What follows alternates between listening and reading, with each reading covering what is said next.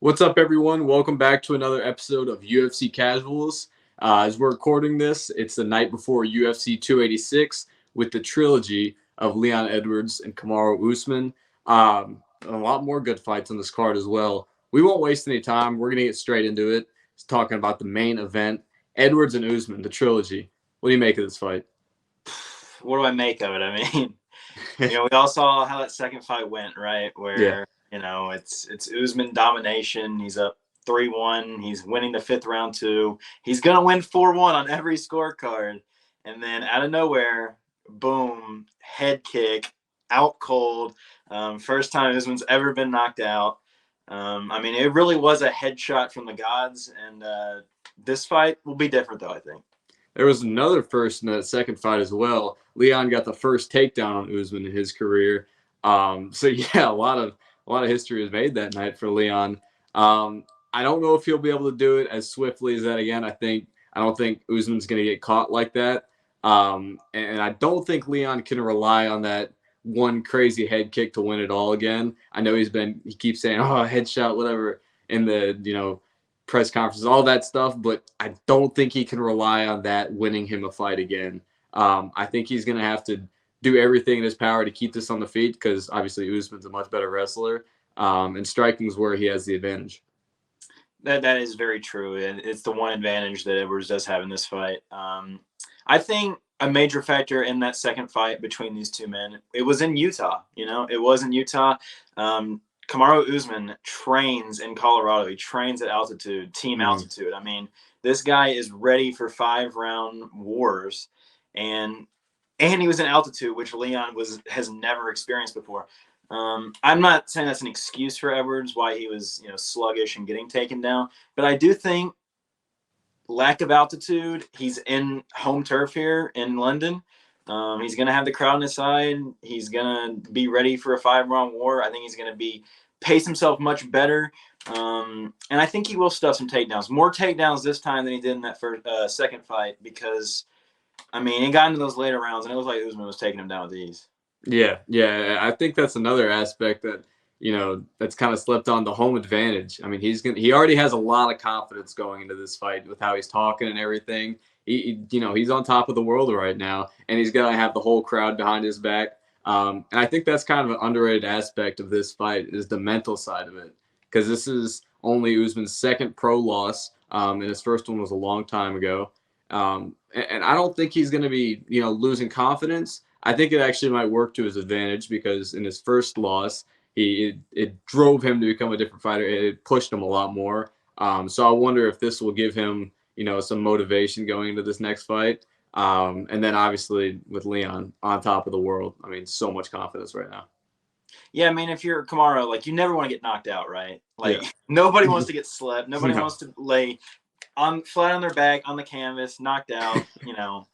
Nobody wants to lose. But with that being said, there is a lot you can take off of a loss, and maybe he did get a little overconfident at times while he was the champ. He was on such an indestructible run. He was beating everybody, all the top 5 welterweights in the world.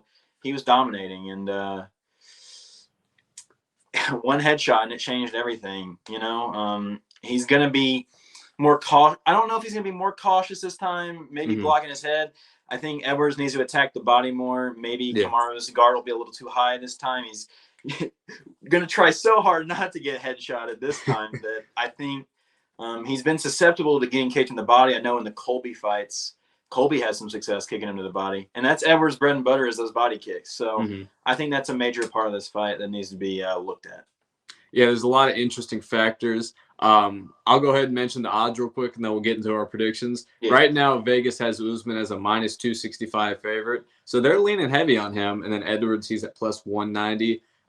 My prediction, I've got Usman winning by unanimous decision. I think this goes the distance. I think it's a dominant win for him, and I don't think he gets caught in the 5th round again. What do you make of it?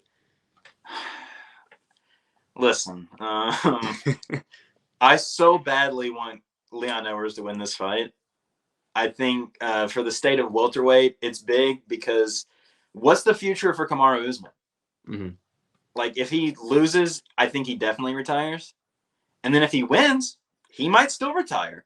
Yeah, Like what's left for him at welterweight? I mean, we just saw today that Hamzat Chimaev is not going to be at welterweight anymore. That's not a new challenge for Usman. There's no more new challenges really at 170. And I could see win or lose, he retires. And mhm. so I think for the state of the division and my heart, what I really want is Leon Edwards, and I think he knocks him out in the second round. Okay. Well, Yeah. hey, one of us is going to be right. I tell you that. One of us is going to be right. So there we go. We'll be 1 for 2 at least. Yep. Moving on, we got the co-main event: Justin Gaethje versus Fiziev. This is an interesting fight. You got Gaethje, who's a brawler, and then you got Fiziev. He has KOs in 3 of his last 4 fights. So this is going to be fun. What do you make of it? I mean, it's a banger. Yeah. Justin Gaethje is so wild. Like you said, he's a brawler. I mean, that's the best way to describe him. He's 6-4 in the UFC.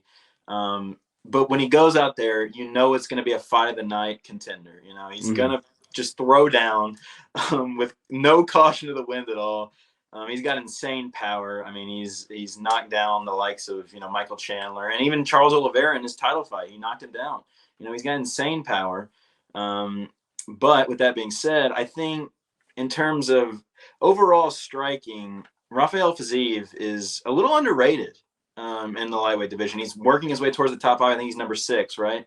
Mm-hmm. So this will put him in the top 5 with a win. I think he's going to come out there poised. He knows, I think he's a better technical striker than Justin Gaethje. He's got to keep his distance, though, because you don't want to get close to Justin Gaethje. Yeah, you don't want to get caught by Gaethje. If he can, like you said, keep that distance and pick him apart, because he's a good technical striker. And he still has that power because he has those knockouts in 3 of his last 4. So, yeah, this sets up to be a good matchup for Fiziev. I think he wins. I got Fiziev by round 3 TKO. I don't think he puts Gaethje out clean, but I think he gets the finish. What do you got?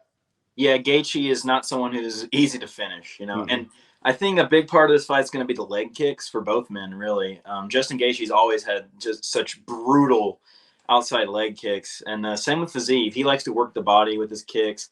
And he just has such clean boxing. I think this is going to be a war. I think we're going to see a lot of blood.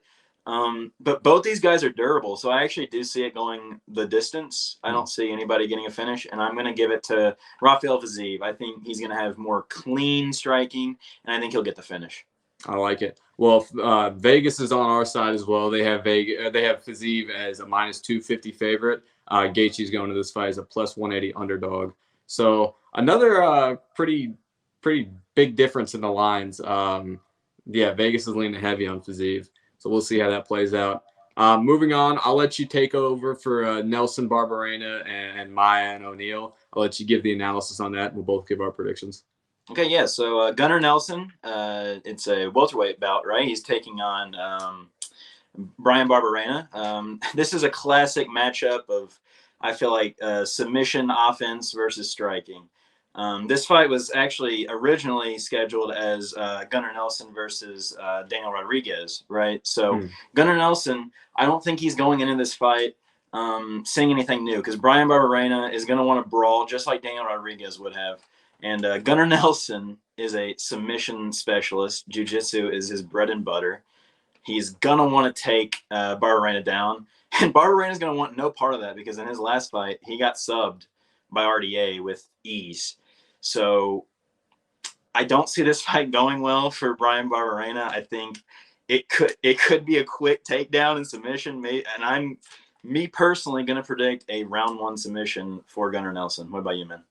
I got the same one as you, actually, and Nelson has subs in 6 of his last 7 wins. Like you said, the nasty submission artist. I think he's going to win round 1 sub. I'm on the same page as you. Agreed. And then in the second fight of the night, it's a women's fight in the flyweight division.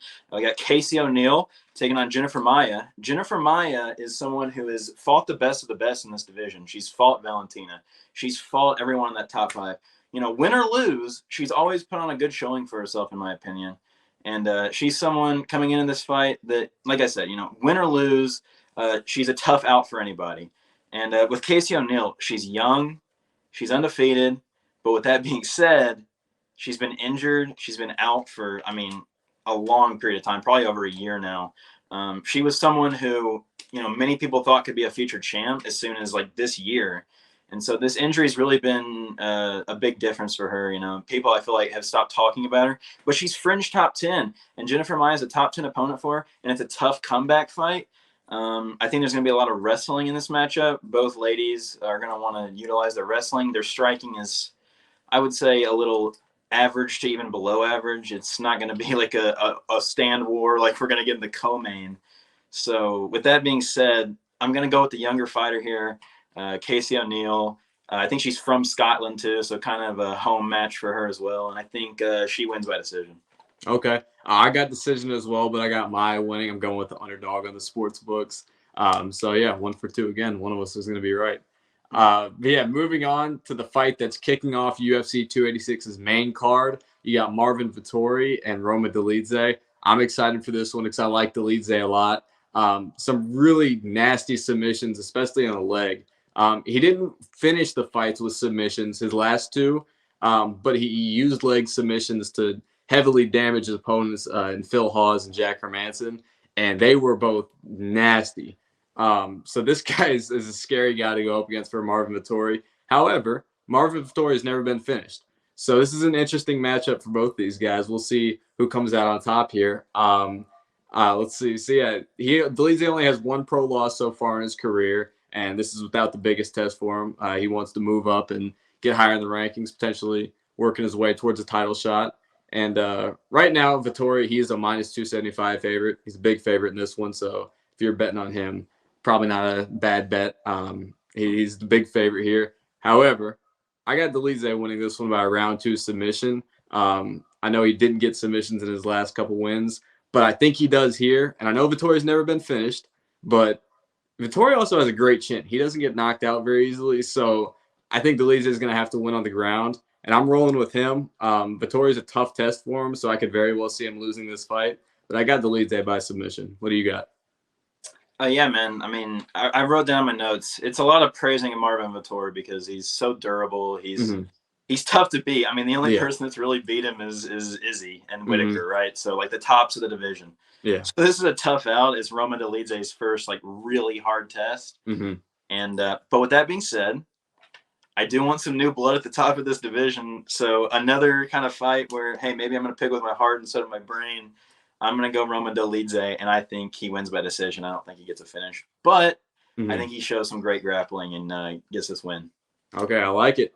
Well, there we go. That's our coverage of UFC 286. We'll be back in the next couple of days for our recap of it, look back on our predictions, and see how we did. So until then, we'll see you guys. See ya.